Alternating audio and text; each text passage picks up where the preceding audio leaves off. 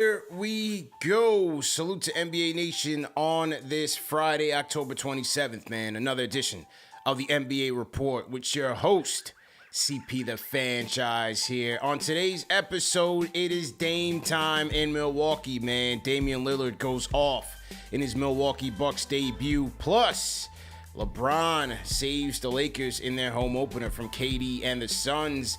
A classic rivalry matchup between KD and LeBron James, man. We're going to talk about that. Plus, some news around the league, what is going on with James Harden, and the NBA All-Star Game going back to its roots, man. Let's talk about it. Lock in. Call us up, 657-383-1509, or you can hit us up on the NBA Report Discord. Salute, salute, salute. Hit that like button, hit the share button, and subscribe to the channel. All right, man. Hope everybody's doing all right. Happy Friday. CP the Franchise in here, man. Good to see everybody in the chat. Salute to everybody in the chat tapping in. Let's get right into it, man. Dame time in Philly. Damian Lillard goes off on the Philadelphia Sixers, man. And this was a great game, a great debut for Damian Lillard. 39 points for Dame Dollars, 17 of 17 from the free throw line. 4-12 from downtown, 9-20 from the field to go 8 rebounds and 4 assists to go along with it. And look, when you react to this game, you watch this game out the gates, you see why the Bucks got Damian Lillard.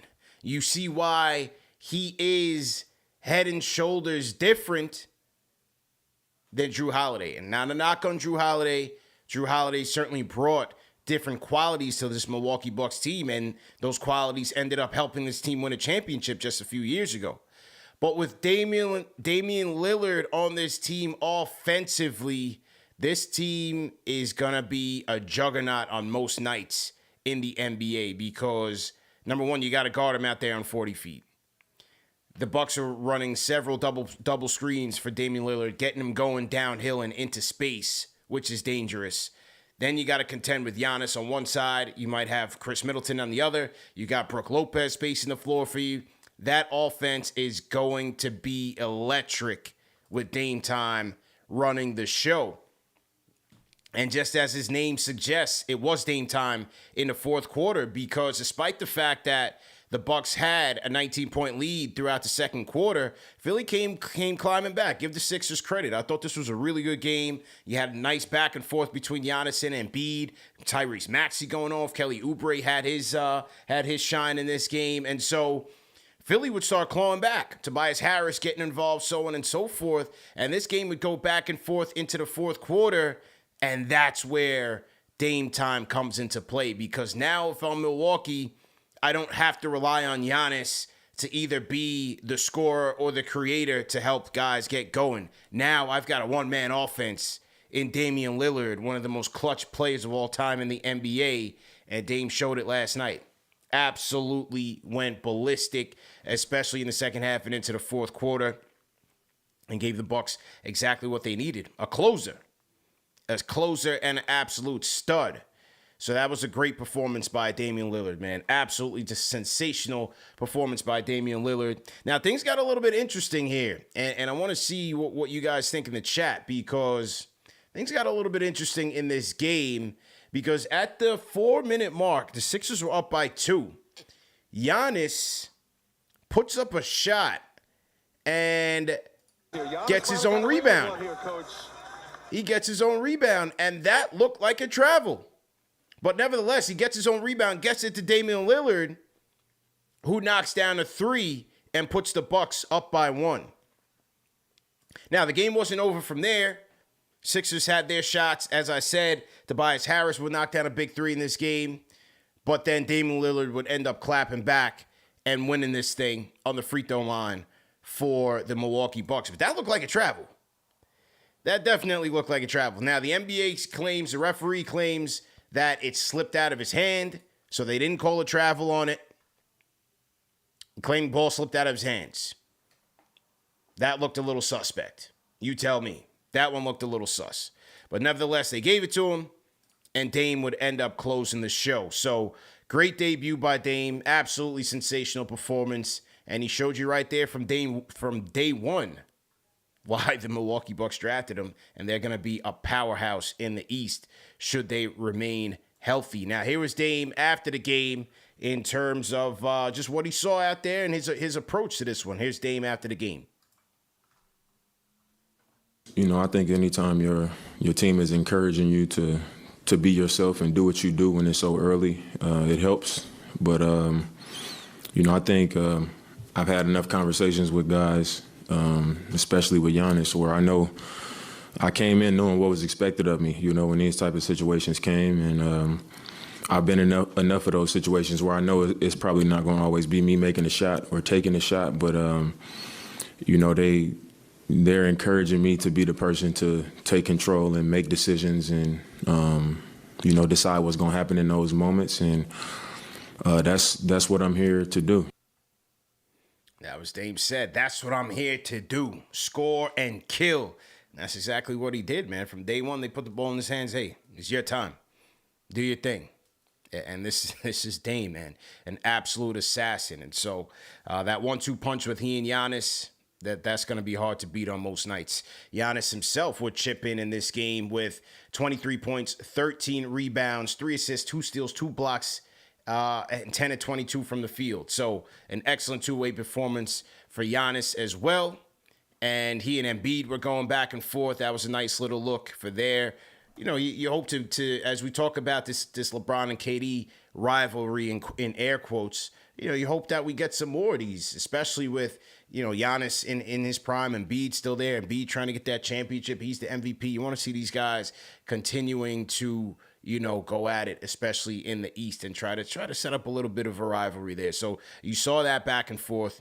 Giannis certainly getting active. And in this game, number one, Damian Lillard had the best Bucks debut since Oscar Robinson with his 39 points. And Giannis passed Kareem for most field goals made in Bucks history. Giannis passing Kareem. Kareem with 59.02. Giannis surpasses him with 59.03. So you had a little bit of history by both of the Milwaukee Bucks stars. But, you know, like I said, Giannis on the defensive end, he would do his thing to get the Bucks the victory. And overall, a defensive battle in some spurts in this game. I mean, both teams combined for 17 steals in this game. And so, you know, ball control was a little bit loosey-goosey out there, but I thought the game was very entertaining down the stretch, and the Bucks would get the victory. Now, sidebar for the Sixers, no Harden in this one tonight. The whole Harden saga is just a little bit crazy. We're going to get into what happened and what's going on as a result, but let's focus on the Sixer team that we saw last night, man, and you got some solid contributions.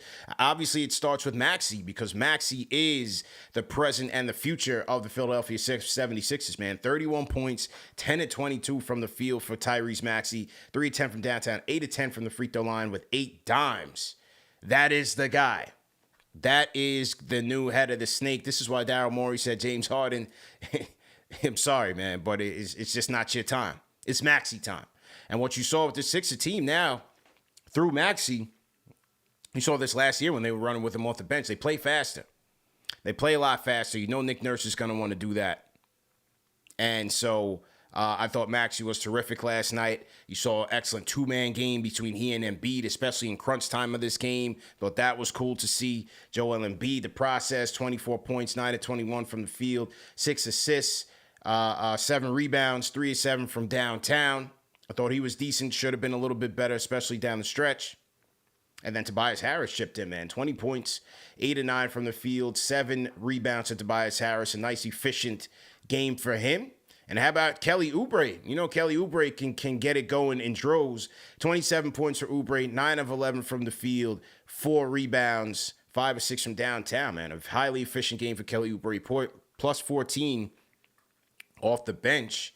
And so, hey, you know, look, some nights he gives you this, some nights he gives you 5 on 1 of 10 shooting. You just never know which side of the bed he wakes up on. But for last night, Kelly Oubre was very dynamic for the Sixers and gave them a chance to upset the Bucks in Milwaukee at the Bucks home opener. So good showing by Philadelphia, but it was the Bucks who would come away with this thing. Now, the James Harden saga.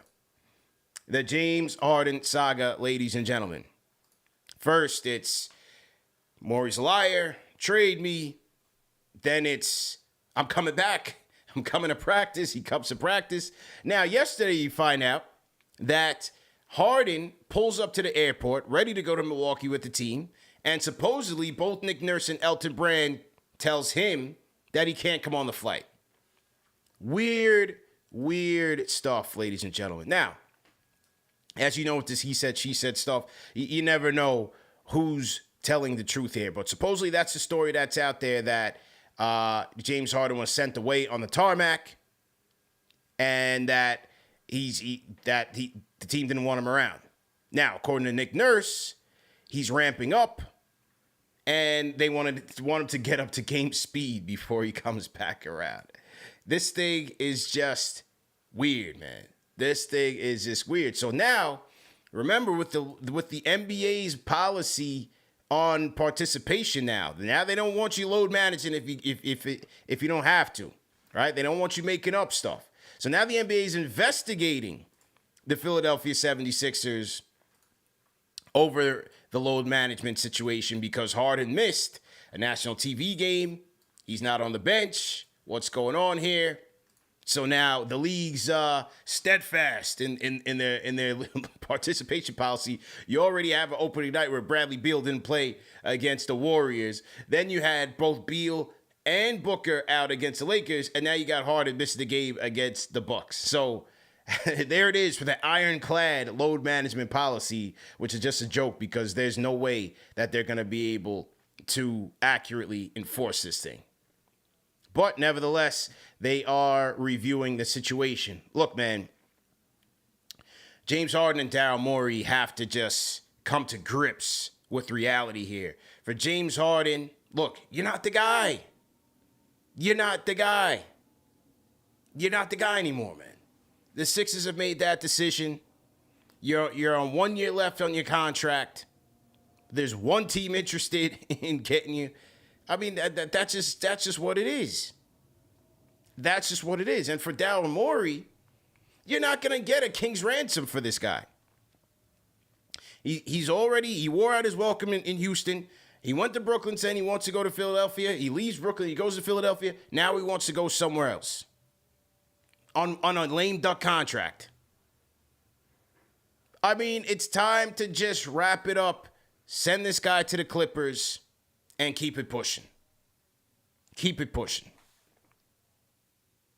Now, is Terrence Mann, the sticking point here? We'll see. But I think it's just time to cut ties here. So now the Sixers are getting investigated. Did they violate the load management policy? Where's Harden at? You guys left him off the team plane.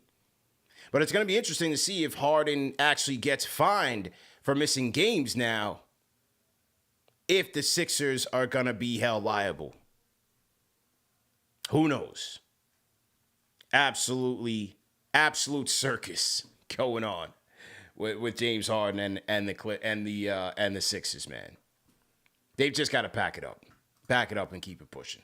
So to everybody in the chat, man, hit that like button, hit the share button, subscribe to the channel. CP the Franchise here on the NBA Report. Shout out to Juan B in the chat. Jamaica Queens 22, salute. Joey Diaz, JJTM, salute. How we feeling today, man? Happy Friday. What is going on with just this James Harden situation? Absolutely ridiculous, man. Now, in other news, you had the Lakers and the Suns tangoing in L.A. L.A.'s home opener. LeBron James and Anthony Davis coming off of a tough loss to the champions in Denver, come home to L.A. and try to get some home cooking there. And they did just that, man. 100-95 over the Suns. The first time that LeBron James and Kevin Durant have met head-to-head in 5 years, believe it or not. Absolutely incredible, man.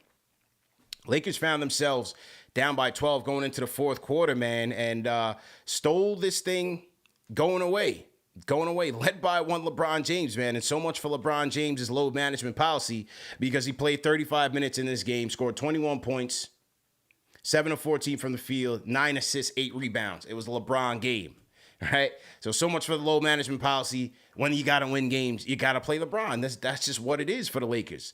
You have to play LeBron James and get him minutes because that is the head of the snake. It's the head of the snake. And for the Lakers, it's interesting, man, because they were able to just dominate inside the paint in the fourth quarter, man. All of their field goals made, 8 of their field goals made. They outscored Phoenix 28-11 in the fourth. 8 field goals made, all in the paint, all damn near in the restricted area. And then they had 12. They were 12 out of 12 from the free throw line. So, look, this was the Lakers being aggressive, getting inside the paint. 60 points in the paint for the Lakers. Beat the Suns 60-35 in terms of points in the paint. So Phoenix Suns going to have to do a little bit digging there and figure out how they're going to get some paint protection, some rim protection. Because Nurkic alone is not going to do it. I think they need a little bit more big man depth. Going to have to think about that because it was all too easy for LeBron James. I mean, he was basically just waltzing into the paint and having his way. How about Anthony Davis? 30 points for AD, 12 rebounds, 3 steals, 3 blocks on 10 of 17 shooting. Pardon, I had to get that sneeze out. AD, 10 of 17 shooting, 1 or 2 from downtown. Great game. And a great second half by AD. Great second half by AD. You're watching the first half. He was coming along. The guys on TNT called him out again. And then second half, he was great. He was absolutely great in the second half. So good job by AD there. He had 14 points from D'Lo, 6 of 16 from the field. Austin Reeves, 10 points, 4 of 7 from the field. You know, kind of lackluster. This is why LeBron James had to go in and do what he do in the fourth quarter. I mean, the guy is just spectacular, man. I mean, look at this. Look at this one photo of LeBron James deflecting a pass to Kevin Durant. Look how high up LeBron James got. This is year 21, people. He's 30. He's going to be 39 years old. Look at this. Unbelievable. Unbelievable. The vertical that LeBron James still has at 38. That's just crazy, man. So he was an integral part of them winning that game. And again, with the Lakers, look, it's the LeBron AD debate. LeBron AD debate. What do the Lakers need to win? Here's what Jay Williams said this morning on Get Up, and I thought this was pretty interesting. Here was Jay Williams on Get Up, courtesy of ESPN. Here it is. That the Lakers needed LeBron James to play every minute in the fourth quarter for them to beat a team without Devin Booker and without Bradley Beal playing. Like, just think about that for a second. It's a great win because it's a matchup between KD and LeBron James. But please let me add another caveat, Alan Hahn. So last night, Suns players other than Kevin Durant in the fourth quarter were 1 of 9 from the field. That's not good. 1 of 9 from the field. So when KD has 39 points, and I'm watching LeBron James, AD carrying the torch throughout the course of the game, LeBron James needing to close the game in the fourth. Don't say that. Just put that into context of where the Lakers are in the overall scheme of the Western Conference. They're a good team. They're not a great team. That's who they are. You still feel like they need a boost. And I know it's game 2 of the season, but that first line I just said, without Devin Booker and without Bradley Beal, LeBron James had to play every minute in the fourth to get this win. Yeah. What do you guys think about that? I think he's right. He's right. And I think that is going to be the challenge with the Lakers. And it's not just because of what you watched in the first 2 games. It's who the Lakers are as an identity and what they need in terms of winning the championship. This is what's been their key storyline since they won the championship. It's going to be, how dominant can Anthony Davis be to really lead this team to another chip? Because if he can't be that, it's not going to be enough. Because now you're putting a lot on LeBron James to deliver you a championship. It's just not going to be enough. And the thing is that what we consider not enough for AD are still good games. He's still a solid two-way force in this game. But the problem with the Lakers is, as Jay Williams said, it's that you just need more. And so the question is going to be for AD all year, can he raise his level? Can he raise it? I just don't think so. Again, what his contributions are still great for the Lakers, But it might not be great enough in the grand scheme of things when you think about them winning a championship. Because you're going to need close to all-star level play from Austin Reeves. Reeves just got the bag. You're going to have to turn up. 10 points. You're going to have to turn up. Like Jay Williams said, it just seems like they need a little bit something else. I like the wing depth. You like the guard depth. They brought in Vincent. They still have D'Lo. But it's just that whole dynamic. Now you're adding in load management with LeBron James, minutes restrictions. Now last night he played 35. So it's, I think with the Lakers and their championship prospects, there's just a lot leaning on a healthy and productive LeBron James and a superstar level efforts from Anthony Davis night in, night out. And that's just going to be the question. And maybe not night in, night out, but most importantly, in April, May, and ultimately June, right? When you want to get to the pinnacle, can you get past Denver like this?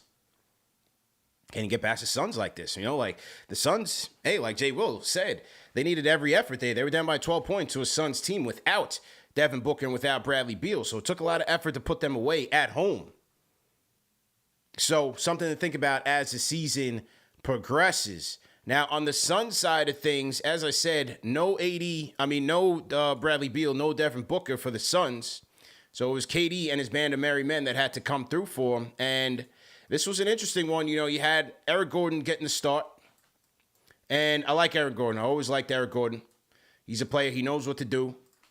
He's been a starter in this league before. He's been a reserve guy and has been able to handle both roles. Eric Gordon, 15 points, 6 of 16 shooting for the Suns. But it was KD, 39, 14 and 28, 10 and 13 from the free throw line, 11 rebounds for KD. KD in this game passing Hakeem Olajuwon for 12th all-time on the NBA's all-time scoring list. So congratulations to KD.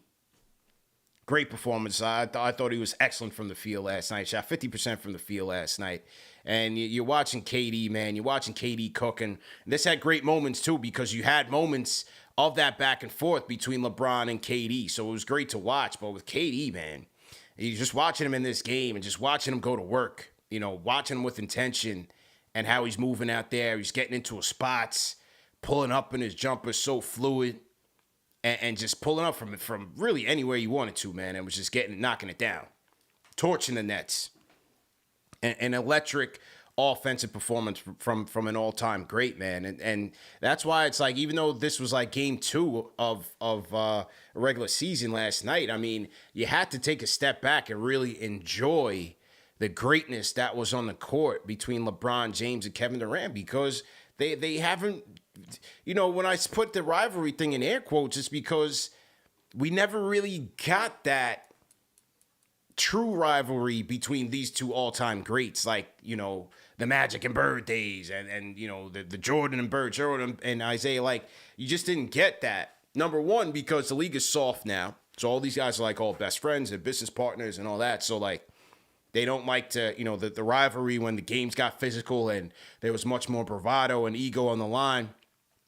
It's just not like that anymore. And then, yes, they met in the finals twice. KD getting the best of LeBron. The regular season matchups were dominated by LeBron's teams. One played in the East, one played in the West. And so it just, we've been losing rivalry since the 90s anyway. So it's just a little bit disappointing that we never really got to see these two guys really go at it like that in their primes. The two finals were okay, but KD and the Warriors really dominated that matchup. So to see these two guys going at it last night, especially back and forth in the fourth quarter, it was great to see, man. And so something to certainly enjoy. And as LeBron James puts it, it won't be too many left, man. Here's LeBron James post-game on his matchup with Kevin Durant. Here he is.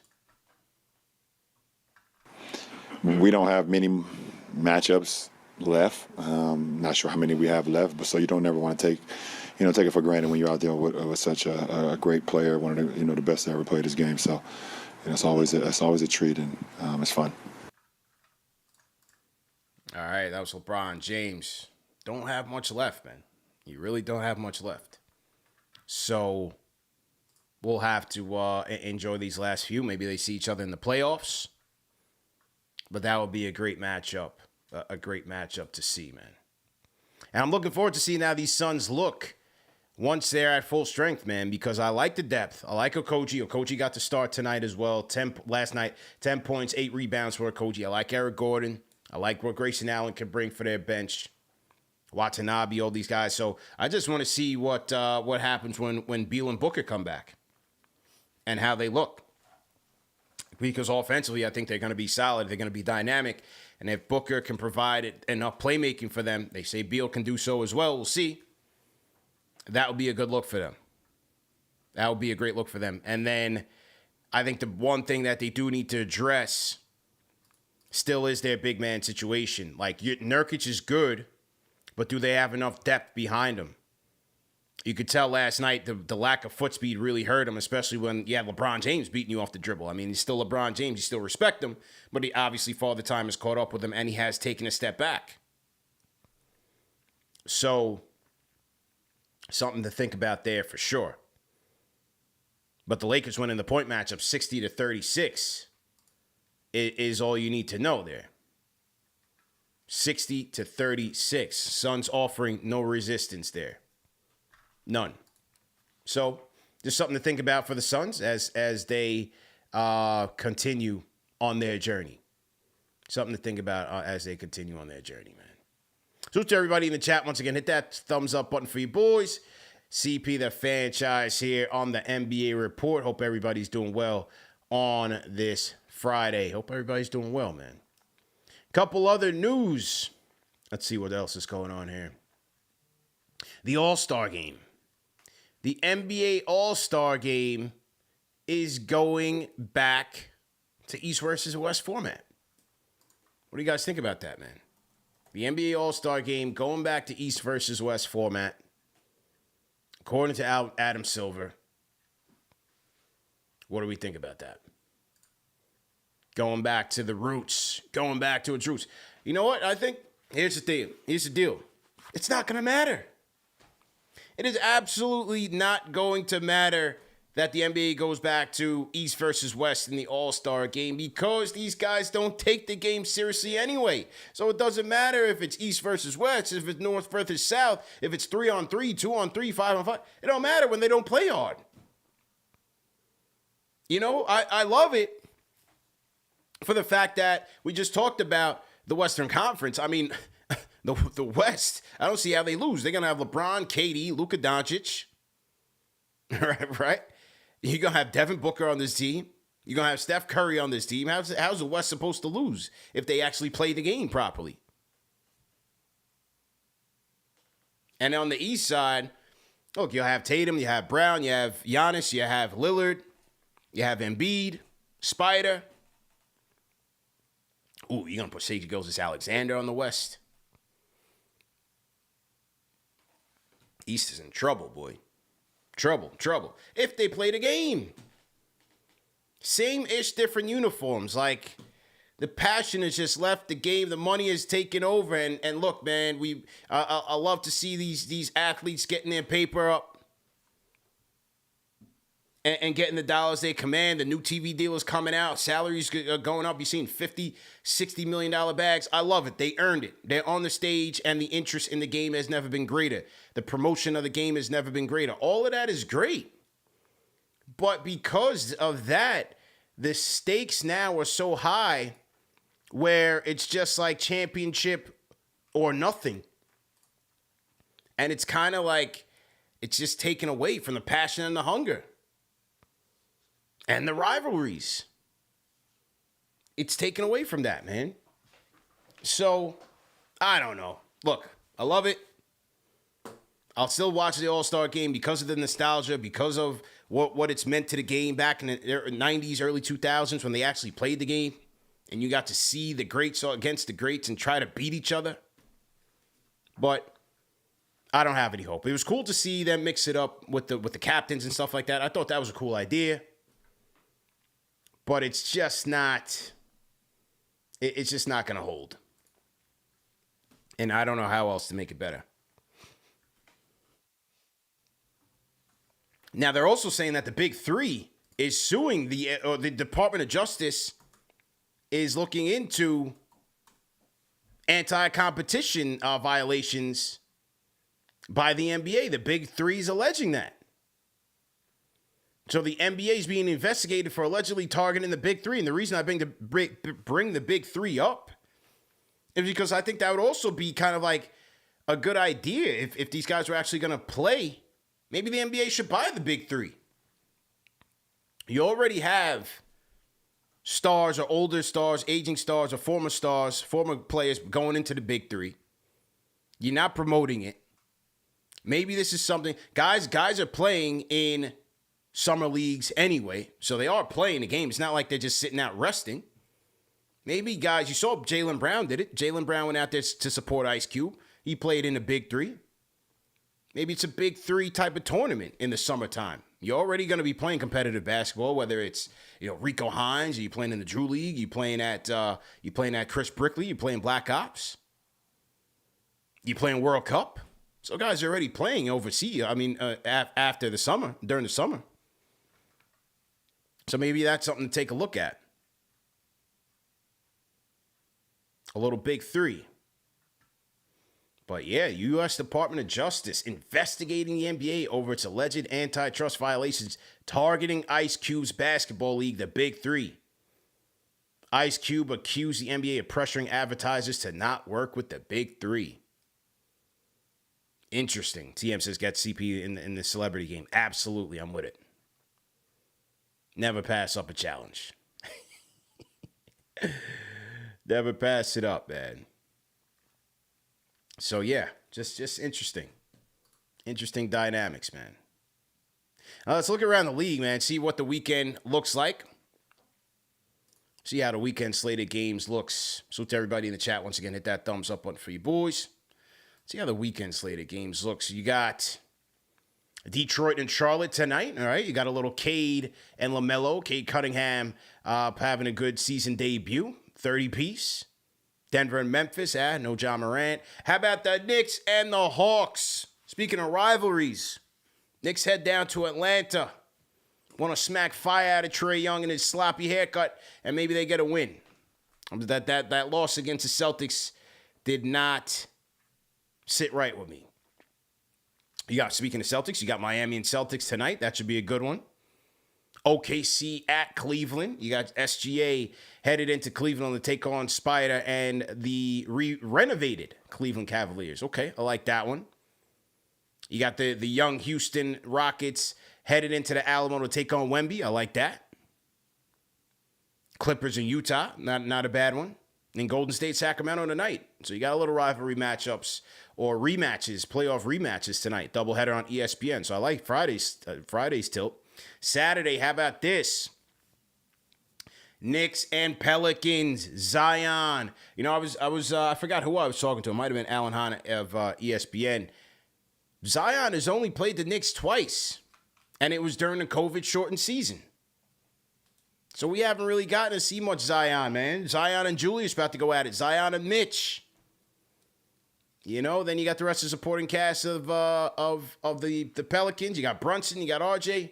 So that's the second half of the back-to-back for the Knicks. Tough matchup. Indiana versus Cleveland.